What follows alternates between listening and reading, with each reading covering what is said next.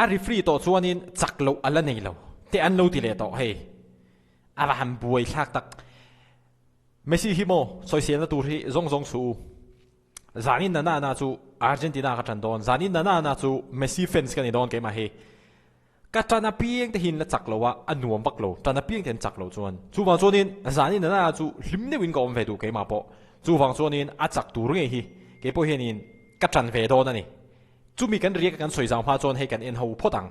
Joe and Joe, Joe and Joe, oh, Joe and Joe, oh, Joe and Joe, shopping center, local Veru, Joe and Joe Shopping Center Falkland is the chuan kumtin anlo ti phone chinangin andor bungrua thuam no chi sang le in chhum bungrua te mai ba ka electric bungrua te chu stock clearance run pui ankal pui le te chur ta tim blazer che sali zuko man te po che sa kha zuko sum ko chawin an discount le te chur re chu mai ani lo electric bungrua chi sang company chale tlo 60% line discount kal pui me kan ni bok ahun chung array don lo he hun nang fu tu ten ni lo anin ti chin sia te sia in he hun hi ron van ne pui ve nge yang che Joe and Joe Shopping Center Falkland is rompan ve fa tro le contact number 9612507530 bathroom silfaina, leadang latam local ru, Rambazaveru, Joe and Joe. Joe and Joe Shopping Center in lo zuk bazar ve theu donia ama sabera chon hemi kan soyang he pa hi Messi's favorite referee an tia lo ti po ni se ge chu poi ga ti lo a chan chu lela ma chonin Argentina hi chu an bon ve shim shima an chemistry hi a thak thau ta ni Argentina chemistry hi chu team dang chemistry ti na hei ramta na khele club ani khel chuan an chemistry hi chu a thatang puya chan chu hun tam tak an man na khania ram anga an ronin khel chi hian player thadeu te bon deu om po ni se han in man tok lo na hi an nei thina ni khatiang ani kha chona boi thla ka Argentina te hi chu an chemistry hi a thashim shima an mani hi tin Lionel Messi hi ain adapt thiam khatia ma hi zaina po hian lo en rek ma ula atira tangna tan vak don lo Messi hi zanian khel da tura garin chu atira chuanin an kal ko le te anga England midfield te an defense te engtin nge an in position engtin nge in set an in setup chuanin engtin nge men an mark mo khati ang chi zong kha an han thli thai le te anga mo man mo mi lawin ti chuan ti khanin game a rei tel anga an ron khel thale tel mayang Argentina lampang hi hi zaina garin dan ni chu wan chuanin atu po hi lo referee po ni se referee lo po ni se ram dang de mi po lo referee po ni se zaina hianin Messi dei an khel thanga an chak ring tin Messi hi na pet goal kharing game a sang pet goal to lawa chuwan chonin zaina hen a pet goal le kharing tu to le apo hianin Mbappe ning khanin leading scorer kha an ni rual chi in ka ria zaina pet goal le phei chonin mo tan bondon lutuk legacy a khanin ti khan no moi kha hon le treu mai don ani chuwan chon hetianga khoi moni Instagram page mai na Messi's favorite referee confirmed for England versus Argentina semi-final. An ron ti hi chu khoi moni conspiracy theory tiang controversy siam tum lutuk ang chi ho mai kha khang ho wina an ron vote dar mai kha ani karing zaina na hi jonin Messi fans kan i don ke mai mo soi do ha England le Argentina khela Bellingham ate po ka chan tho ma ka chan tho a chan chu in khela sim hi mu nom don ti ka ria game sang do na fans te tan chuan a mu nom don lutuk amaro chu soi tong khan ka chan a pia hin la chak lowa chu wang sonin a chak nge tur hi ka chan ve do to a chak lo tu ra pi lo chan hi chu mo a ha thak do la to chuan hi he shilok na hi a thleng dik mai thei ani he shilok na hi July ni so pakhat sang ni so ni pakhata an lo shilok ania Argentina just beat Spain at the 2026 World Cup final 3-2 ti ni om je chu hemi hi a thleng dik do ni chuanin zaina hianin Argentina te hian England hi an hne ngai hun pa an hne thelo ni point extra time lo point penalty chuanin an hne don shim Argentina te hian rindan chuanin he shilok na an ron pos hi a thleng dik do ni chuan he Spain an lo lut ta chi sia final mo an lo lut ta chi sia kum sang ni som ni pakhata de to ni hemi an lo posi Spain final an lu to Argentina final lu lenga chuan azona Messi hi back to back champion ani thei phei chuanin a bon turu don lutuk ani he thil hi a thing dik อันนี้ไงส่วนนี้เห็นสิลกนะสิลกตุปาฮีอารอนเบฟูเวฟิวตีน่าอันยังส่วนอดเล็กก็สวยดูจู่อังกฤษและอาร์เจนตินาเนี่ยเลยตุ้มเวฟตัวนี้วอลกับปาเตปเฮียนกุมสังกัดจากว่าสมรุกปนีกรุ๊ปสเตจอังกฤษที่3-1นั่นจักรที่ส่วนนี้กุมสังกัดจากว่าสมรุกปรุกควอเตอร์ไฟนอลละอังกฤษ1-0นั่นจักรกุมสังกัดจากว่าสมเรียดปรุกควอเตอร์ไฟนอลโม่ hand of God goal of the century Diego Maradona แต่อาร์เจนตินาฮัต2-1นั่นจักรกุมสังกัดจากว่าสมโคปาเรียด round of 16นะอาร์เจนตินาเป็นเพนัลตี้ 4-3 นั่นจักรส่วนกุมสังนี่ปนีกรุ๊ปสเตจอังกฤษที่1-0นั่นจักรส่วนให้ตัวนั้นตุ้มเลยโดนตาเนี่ยอันนี้ตุ้มงุนตัวอันนี้เนี่ยตกฟูนี่เฮรัมเตฮิโม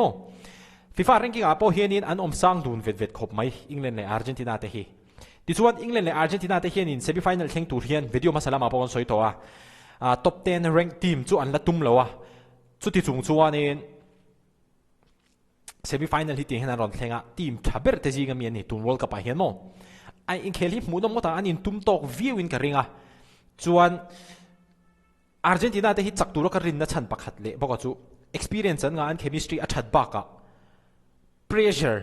สร้างลุตุกหน่วยเฮียนินอันเคลเทเจตันนี่เฮ้ยตั้งแต่ฮิอาร์เจนตินาได้ทันเห็น advantage นี่โดนนินกับเสียจู่วันส่วนนี้ใจนี่ point pressure สร้างวิวัง England versus Argentina pressure สร้างวิวังทีนเกมมันจะว่าตูเตะมันนินค่อยมันจังอินเฮ้ยconspiracy theory controversies มักเดียวInstagram มาเดปออันรอนติเลไม่ไทยข้าจู่เอาอมเล่ปอคาริงนักตุกลมาปอกันเรียกเลี้ยงอามารอจู่ใจน่าฮิจวนนี้เกมนี้อัดจังอ่ะอันนี้เนี่ยตัววิวคาริงอ่ะอามารอจู่อีสวยตัวอังคาร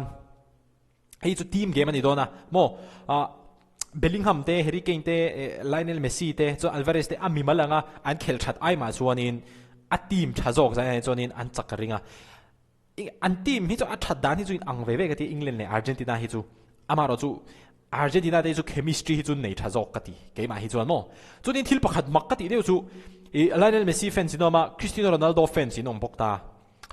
เก็บเพื่อนนี่ไลเนลเมสซี่ไอจู่นี้คริสติโนโรนัลโดจู่ของไอซังจอกตามาเสปักขัดินปักขัดอันรอนสวยเสียละปักขัดินดังอันรอนสวยเสียละที่อินวันลันนัทเฮที่ทักทั้งขบแต่พอมีเช่นขาที่จู่อินจังไทยังตีแล้วนี่อามักคบไม่แฟนดอมที่จู่อันน่าเวงังอันนี้อันกาเสถียมกาเสถียมคบไม่อามารอจู่อินนุนติเสอมเข่งที่ไงกันสวยยังอินจันเละลุตุกนั่นละมาฮะนี่อินนุนเด็กอินโลติเสอมมังเงโมอินเทียนเด็กอินโลงงี้ริงก็ตังเงchill relax world cup ภาษาว่าให้มีบอลที่ดูเร่เลยไม่โดนโมจู่วันส่วนนี้จังอุล over อุจวกลุตุกดูสู relax just enjoy the game โม just enjoy the game ให้ใจนะพอคริสเตียโนโรนัลโดก็ไงสังที่โซก็มารอจู่เมสซี่ได้ก็จันโดนี่ใจนะเฮียนขัดที่ไม่ตูร์ค่ะเนี่ยไงเหมือนอินทรูเห็นอมชินเลยอ๋อขัดที่โมริลูที่เล่มินซาวเวเดอร์โรเซ่โม appreciate greatness โรนัลโดเดปอนบอลเมสซี่เดปอนบอลโมอันบอลดานในนังเรา just appreciate the greatness ค่ะอันนี้ส่วนนี้ทิลปะขัดก็โซเลดูเจ้าจู่อินมิงไอซานเดียวแต่จังเฮียนินเองเอ็นตันตูรินเนี่ยนี่ฮิก็โซเลดูเจ้าเนี่ยนี่ปอยโมเมสซี่ง่ายสร้างโอเวอร์อุจวกลุตุกคริสเตียโนโรนัลโดง่ายสร้างโอเวอร์อุจวกลุตุกอันมานี่เลยอันมานี่อันนี้หัวฉันเราอเฟนส์แต่บอกเฮโลวินหัวตาข้าตาคานโลวินฮอลโลคานอินมิงไอซานแต่จังคานเองที่ลิชาเอ็นตันตูรินหูค่ะว่าเอ็นตันโรอูโมมานิเบียนูแต่ละการินอมนัดเตปอนียงมาโมตักอินตามังโมทีนอินดิสซิปลินเทนัดเตไตมากนัดเตอินไงลมนัดเตข้างเตปอคานียงมิงไอซานตั้งจังตักแต่คานินที่ลิชาค่ะว่าเอ็นตันโจกโรอูส่วนให้เมสซี่ปอให้อันเทรนนิ่งอาจจะโดนไหนตัวที่ไม่ละเอ็นลูกของเมสซี่พอชุดเล่ไม่นี่ย่อนงมีแต่เบียร์เลยจุกงดเมสซี่พอรีแลกซ์ครับไม่เนี่ยโมอันนี้พอฮีรีแลกซ์เทนชั่นจู่อมโลเวเมลครับไม่ได้เห็นทูเวงไม่คู่ปะทักกันยังเฮียตาอังเตพอเฮียเลยบอกว่าโมอังเฮียพอหมุนอมเล่ไม่เลยละมันหอยตรงไหนเป็นเอาจริงเนี่ย cho nên là ngày tua lệ văng văng à ngày tua ril vi win cái ring mo nè ball bute en lệ à chọn tên rút lệ à relax rem lệ mấy Messi po thì hiện in training session nung lắm bằng anh to anh nghe tiếng ô ngày tua na nghe ô mang ô cụt dùng trăng là chia ra ụt vel nắp kia ra lâu đeo rồi hơi chuộc lại rồi thấu ta nghe là chụp bậy tọ lâu thế chill rem khóc mày ra này khéo muốn nôm lại vía win cái hình mò cho nên nghe thiên đăng react tour lo mem hey po hi VAR intervention rate anti hey ông dễ chú fall za zela in favor of Argentina VAR hi atam fal khop mai tam fal lang miang apoi reng hlei nem an chak pha tu phot te zuan mo zai nai ka than no zuan zon chak le ro se zai apo hian ni mai hemi hi chu against entilan fall alom ta VAR mangin an enta refin thukluk na siam ta zonin against ang zongin akal zongin ting hen team om dana zonin in favor mo Argentina hi chu VAR kal hianin engma thukluk nei la siam lo mangai lo ni always in favor of Argentina eng po ni se heting hianin mi de pon eng po ron siam po ni se it's fine it's just the game chu va zonin England le Argentina Bellingham te Harry Kane te bon don Lionel Messi Alvarez te che bon le don pui le don cho nên Messi đến chặt ngay